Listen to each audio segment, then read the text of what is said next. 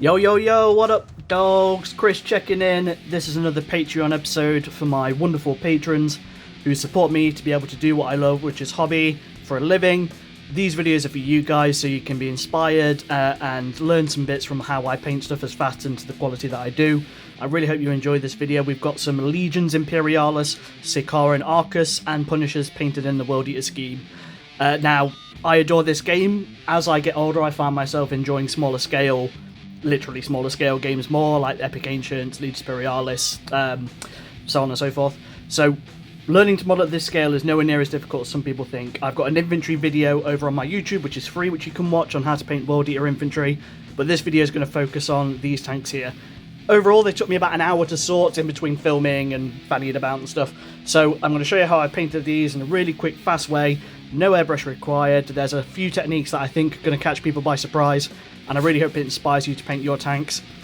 The scheme can be swapped out for any Legion for Legions Imperialis. Just pick your two prime and secondary colours and go from there. But without further ado, let's get started. I'm going to start this video as I did on the YouTube version with a thanks to Orange Brushes. They very, very kindly sent me out a set of their standard brushes, a size 1, a size 0 and a 00. I use these exclusively for this video, and by these I mean 1. I use the 1 for the entirety of the video, bar the enhanced weathering and stuff like that. So a massive thanks to the guys at Orange Brushes. Check them out. There's going to be a discount code in the comments below. So we start off with these tanks by priming them black and then giving them a white zenithal. It's just easier for World Eaters that way. I've kept the turret separate for ease of painting. The main thing I'd say initially is blue tack these guys to bases. First off is Telesar Blue, which we're going to use for our blue colour. It's a really nice striking contrast, which gives a really nice disparity between midtones and highlights, which contrast lends itself to fall perfectly for this scale. The reason I glue these to bases, as you'll see from the first half of this video, is it's so messy handling these tanks while you paint them. So whether you blue tack them to some 32 mils or maybe super glue them with a tiny bit of super glue onto a stick or something, it just means you're not going to get paint on your fingers and then not smudge your paintwork. Thankfully, I just got that all over my hands. I didn't smudge any paintwork. So my main takeaway from this is, yeah, blue tack these guys down to a base or a stick or something. So I'm applying this to the quotations mark inside hull. You'll see where there's a clear separation between what looks like an outer hull slotting over the main chassis. I'm going to do those blue, and then I do the stacks at the back of the tanks this blue as well. Really nice and easy. Make sure you don't overload your brush so it spills all over your white. If you do, any mistakes on the white, use Pro Acryl's Bold Titanium White, which you'll see later in the video, to tidy you up. But don't do any tidying up until the end. It's basically one of the last things you want to do when it comes to miniature painting. If you continuously go back and tidy up every time you make a mistake, you'll go mad and never finish a project ever. I know it seems early in the day, but it's time for transfers. I know we've only got 2 colours on there, but at this stage, those are pretty much 80% of the colours for these vehicles done. Grab your microset and microsol. You'll see they're labelled. The blue is 1 and the red was 2. Cut out your transfers. I'm going to use these little white World Eater iconography emblems. I normally cut them off my Heresy transfer sheet, the 28mm ones, and use the red ones. But I've got so many of these now, it just makes sense to use them. And they look fine. They're great, I suppose. So drop those in a bit of water. Prep your tank at the ready. You can wax some gloss varnish. My mouth. You can wax some gloss varnish down first to help with the adherence. I don't think I did that at this stage. I think it came out fine. So again, it's purely up to you at this stage and at this scale when the transfers are so small. Pop some micro, the blue one, micro set, pop some micro set on the panel where the transfers are going. Gently place your transfer on there, being as accurate as you can, then you can use your brush to carefully maneuver the transfer to get it as central as where you want it as possible. The important thing is, once the transfer's on there and it's in a good position, leave it to the fudge alone. Let it dry. Don't nudge it, because you'll risk tearing and moving your transfer and getting very frustrated. It's about 28 degrees in the UK at the minute, so this is going to dry in no time whatsoever by the time I've finished the last Sicaran. So let's speed this up and get these transfers on there.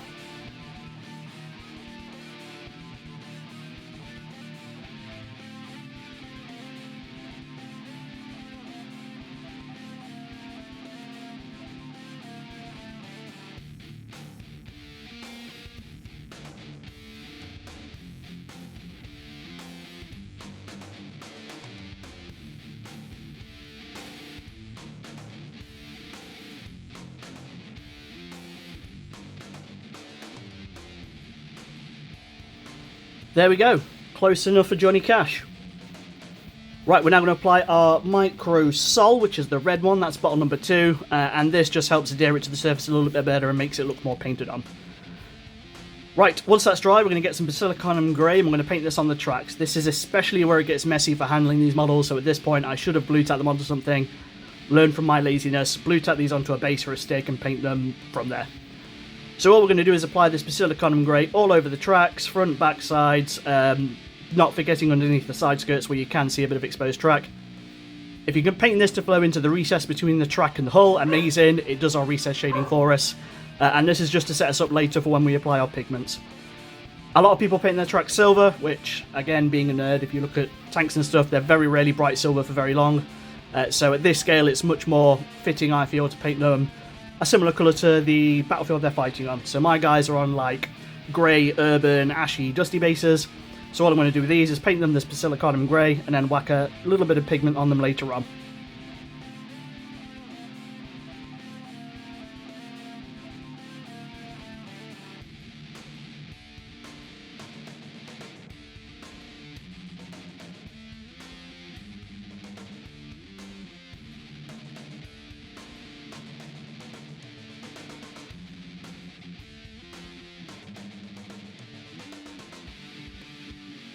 There we go, that'll do. Right, Broadsword Silver. This is an Army Painter Speed Paint Metallic.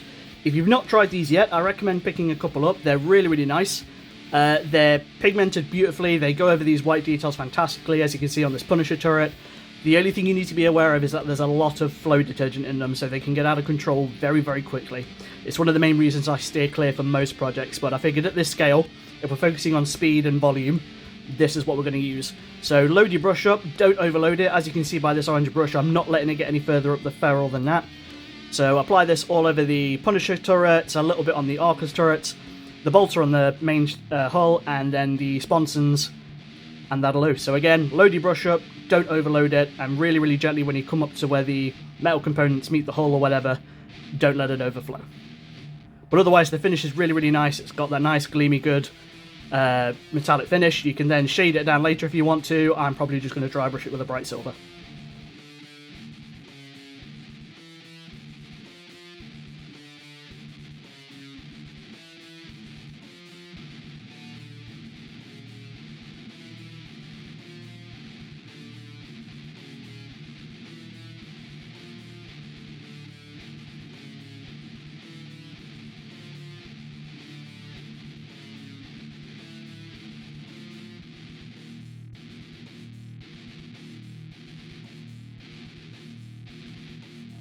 I found that the Army Painter Speed Paints in comparison to Citadel's Contrast are really, really nice.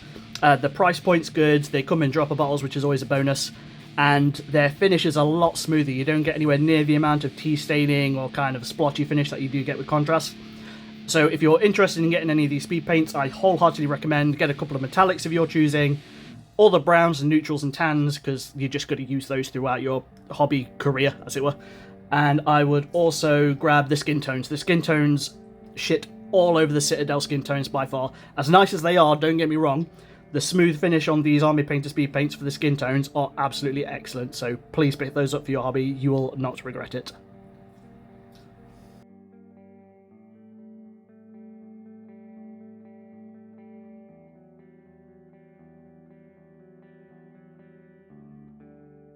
Oh, I also did some of the silver speed paint on the underside of the stacks where the pipes meet the back of the hull.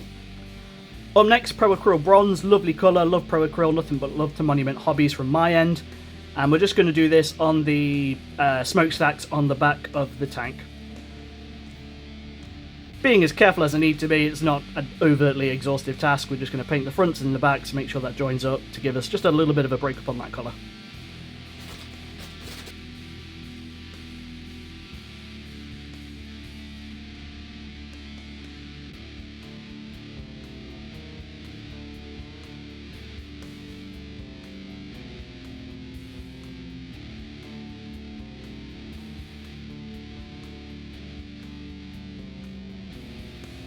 Switch it over now to Darkstar. We've got Renaissance Gold. Again, you can use any god of your choice. I'm using this on those front grille plate things on the front of the Sicarans. I just feel like it needs another colour on there to break up the blue and the white. These paints are very, very thin, but they're very, very pigmented and shiny, so a couple of light layers of this should do the job beautifully. I painted it on those front grille bits, the visor, which I'm doing now in the video, for the hull where the dude inside sees out, and that's it.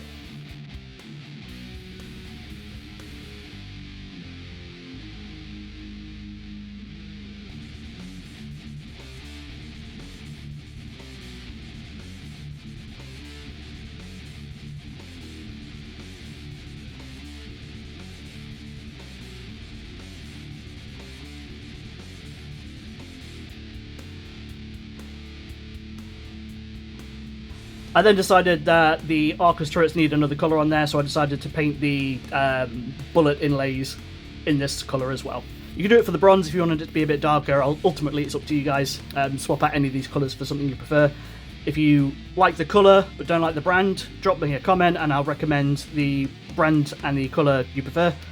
Likewise, if you've got any questions about the paints I'm using or the techniques I'm using, the Discord's up. You should be invited if you're a Patreon subscriber, so get in there and get involved. Show some hobby, be a part of this awesome community where all we do is help each other in our hobby and be excellent to each other.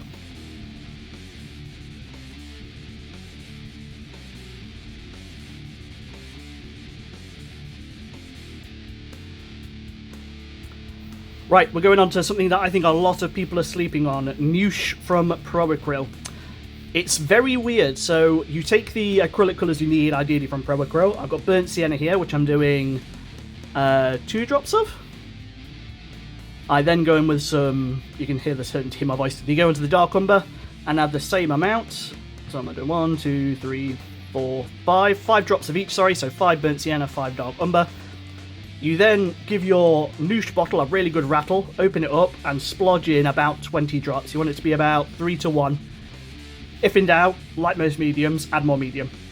So I was kind of ad hocing it, trying to count the drops, but at the end of the day I just kind of splurged a little bit. But again, it's about 20 drops to the 5 drops of each other colour. And then I'm going to wet my brush.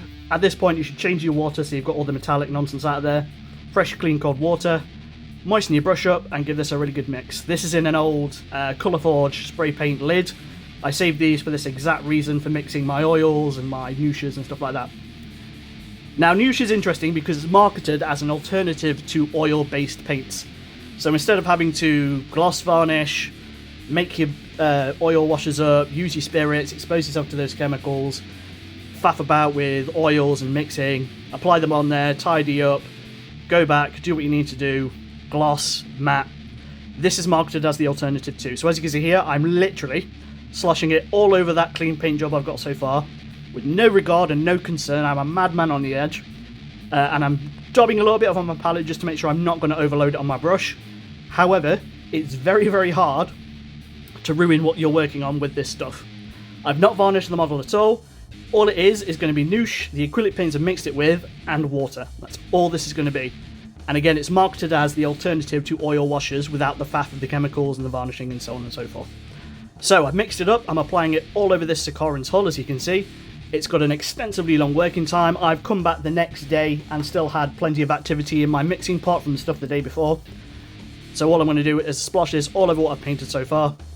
And then we're going to try and take it off. So this is just a brush with cold water on it. And you apply this to it and it, again, keeps the activation going. And then it thins it down and it helps it flow into all the recesses you want it to do.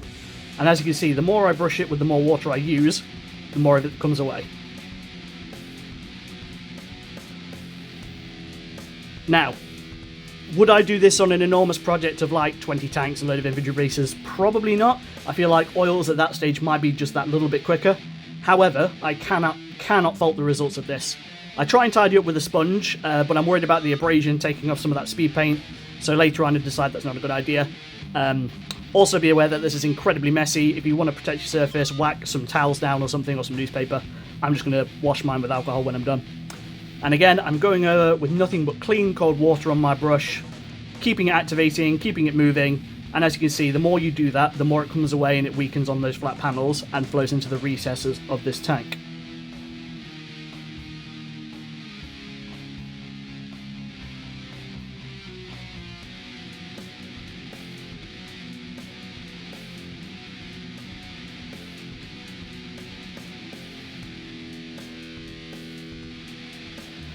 Be like me, don't be afraid to be a mucky pup. If you need to give it a wipe with your finger, give it a wipe with your finger. As you can see, this is starting to look heaps better than when it looked like it was covered in brown, sludgy poo-poo. So the sponge, again, I changed my mind on that later. I go in with my finger and the brush just to try and take most away. I then come in a little bit later with a microfiber cloth that I've got loads of fresh out the packet for 3D printing. And that does a world of good because of how absorbent it is.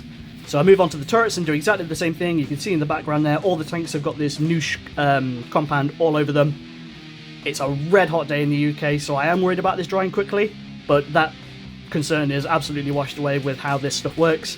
Again, clean cold water, a scraggly old brush, work it into the recesses, pull most of it away, and you can see the difference in those tanks to these turrets now. Very, very messy stuff, so if you enjoy a mucky job, get involved. It's good fun. The bottle's quite expensive. I think this was like £14. However, I've really, really enjoyed using this, especially at this scale. I think it lends itself beautifully. And just look at those turrets. You can see how it's recess shaded them. It's ever so slightly tinted that white to make it look a little bit more earthy. But yeah, I think for the skill needed to use it and the result, I think it's absolutely awesome. So grab yourself some. If you're going to use this for weathering, I recommend using dark umber, burnt sienna, any dark colours like that will fit, but again, it's marketed as being able to be used with any other paint. So check out Monument Hobby's website and their YouTube and their Twitch. They use it on there regularly. Go and check it out. It's awesome stuff. Treat yourself.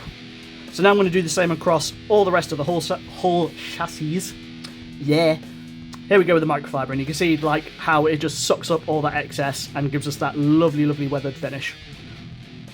Now again, these aren't varnished. I was worried about damaging the paintwork underneath, and I think on a couple of the sponsons it did take away some of that metallic speed paint. However, don't worry, it'll be nobody's died. We're just going to dry brush over those later anyway, and if you need to go back and tidy up, you absolutely can do. So again, scraggly old brush, clean cold water, microfiber cloth, and you get some absolutely wicked looking tanks. That saves you from recess washing and fluffing up and having to go back and tidy up. Why tidy up when you can be messy? That's what I say. Right, that's enough of me whoring Newsh. Let's get these guys all sorted.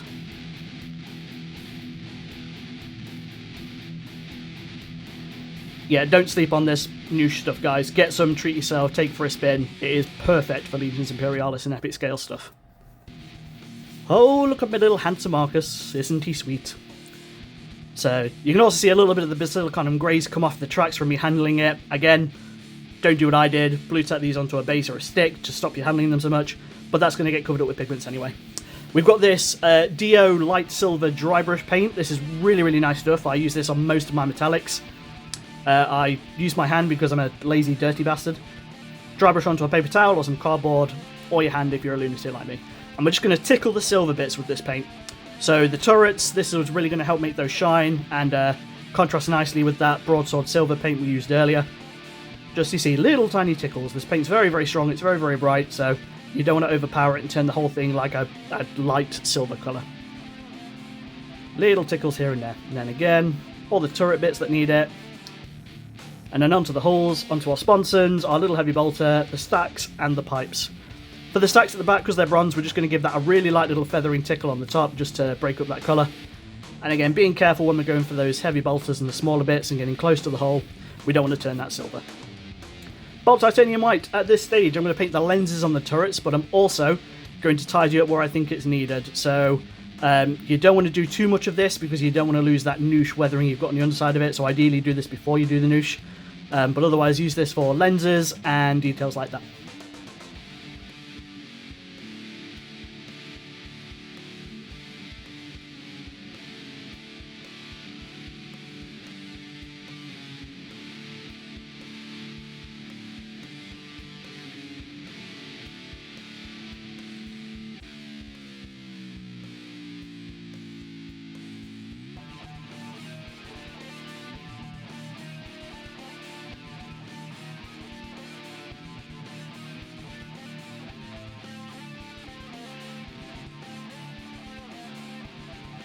Coal Black, wonderful paint from Pro Acryl, absolutely love it. It's my go-to black paint.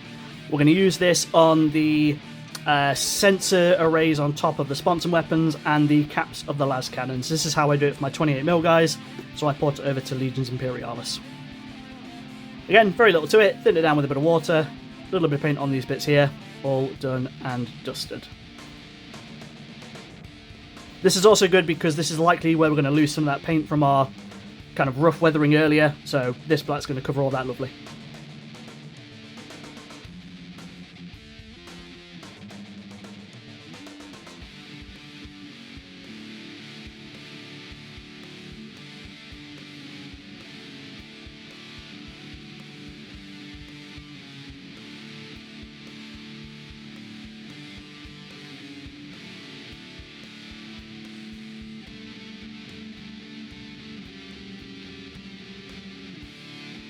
Pro Acryl's bronze, what we used on the stacks.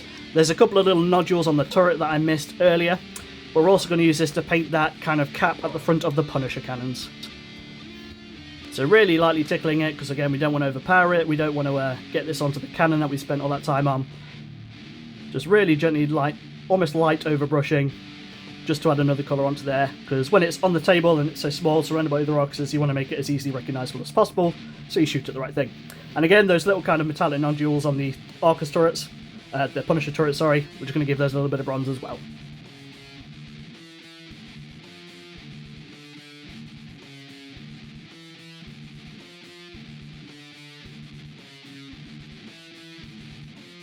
Back to our lenses, we've got Striking Scorpion Green, one of my favourite contrast paints. We're going to do these on a couple of the lenses.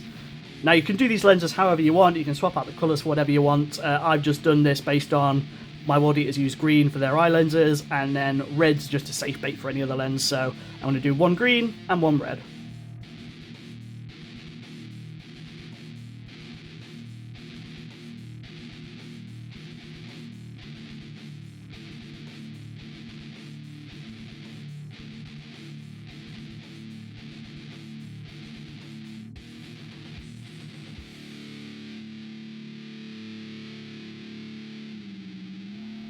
Ball red contrast is what we're going to use for the other lens, so doing exactly what we did before with the Striking Scorpion Green, we're just going to pick out the other lens with this red.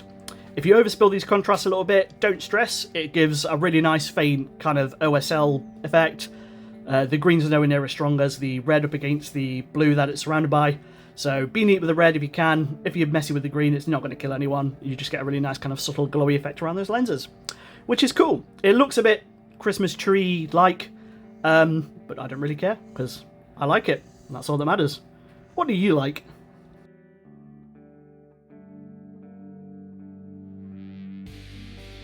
Back to Dark Umber, a good equivalent for this from Citadel is Dryad Bark, and all we're going to do is take a little bit of case sponge, dab a little bit on there, and we're going to really gently do some sponge weathering on these tanks. Now, think about the scale of these tanks, think about how far away they are on the table, think about in relation to the scale of the game. I wouldn't weather these as much as I'd weather my 28mm tanks because I A, don't want to lose my colour scheme to this, and B, it just doesn't reflect the scale properly. So it doesn't annoy me, I'm a grown-ass man with real-life issues, but when companies like Games Workshop and Heavy Metal painters paint epic scale stuff in the same Heavy Metal crisp edge highlights and everything as they would a 28mm Space Marine or tank, it just doesn't read well, but I get it's an exercise in skill and they're top-tier professional painters. Who the hell am I to comment? So again, if you're going to do this, do it really, really lightly. It's nice because it just gives that nice scuffed realistic weathering effect. It's really easy to do. Don't overdo it. And I think it helps them look less like tiny toy tanks, because otherwise they're quite, especially World Eaters, that really bright blue and white, it looks a little bit kind of almost wholesome. And World Eaters do not do wholesome. They do scuffed, blood, muck, death, skulls, press-ups at event apparently. Anyway. There we go, just a little bit of sponging, we'll do what we need that to do. On to our pigments for the tracks. Now, I don't know if I do this wrong, I'm sure someone will tell me if I am, but when I fix pigments, first things first, keep the pigment away from the rest of your models. Don't have the models underneath you while you're working, because if you sprinkle this on them, it's going to be a nightmare to tidy up. So as you can see here, I've got the rest of my models away from where I'm applying my pigments. Again, put something down to take surfaces, because this will go everywhere, it's literally paint dust. Anyway, yes, so I fix these to my models with an old scraggly brush, as you can see here. Use a brush you don't care about. And I don't apply any fixers, I don't apply any kind of holding agents, because anytime I've done that with several brands, it just loses the entire effect. And it seems like a waste of time. I've used this on several bases, over several armies and several commissions, and I've yet to have a case in point where it's all come off or it's all over the inside of our case. So I literally just dab it in with a sponge, with a brush, stable and stipple it in where I need it, like you can see here. I'll then turn away from my desk and blow it a kiss with a that gets rid of all the excess, and it's fine. And again, I've done this for so many projects now and never had an issue. If you recommend a fixing agent, let us know in the comments. If you try this and enjoy it, amazing, glad you like it. But I'm open to any thoughts and kind of hobby experiences you have with pigments. I'm always looking to learn, so leave a comment and let me know what you think.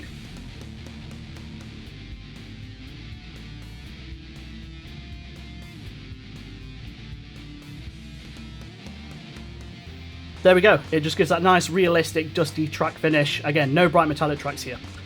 Protocool's Dark Silver, another one of my favourites. I realise at this point that there's these little kind of bolt caps, which I assume fasten the armour to the chassis of the tank.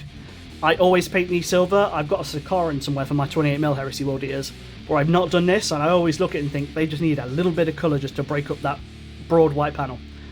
So yeah, I paint these dark silver. Ideally I should have done this before I did my pigments, just so that it ties them in with that. Lessons learned.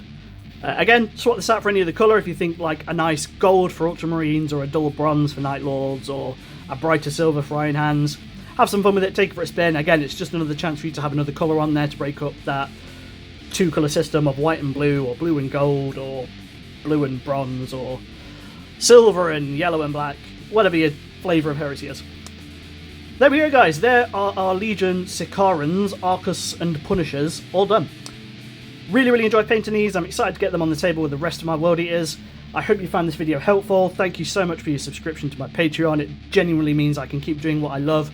The ultimate ambition for this is to do 3 or 4 videos a week, including community-based content where you vote for what I work on that week. There'll be a selection of you to choose from, and whatever gets voted for most by my community will then have content made around it imminently. The ambition then is to do giveaways. I've got a lot of stuff I'm happy to give away, so lucky community members will be picked at random for those. And there's a Discord. Get involved with the Discord. Come and say hello. Show off what you're working on. There's a hobby clinic. There's general whips. And ideally, I would love nothing more than to have a really nice, thriving, positive community all around painting models fast to a great standard. And just all of us enjoying being part of a community centered around getting our models painted. So thank you very much. Don't forget to like, follow, subscribe, and all that cringy nonsense on my YouTube. I've got Instagram, Facebook. If you're looking for a commission to be painted, get in touch. Me and Team Unrelenting will help you out. Until next time, peace!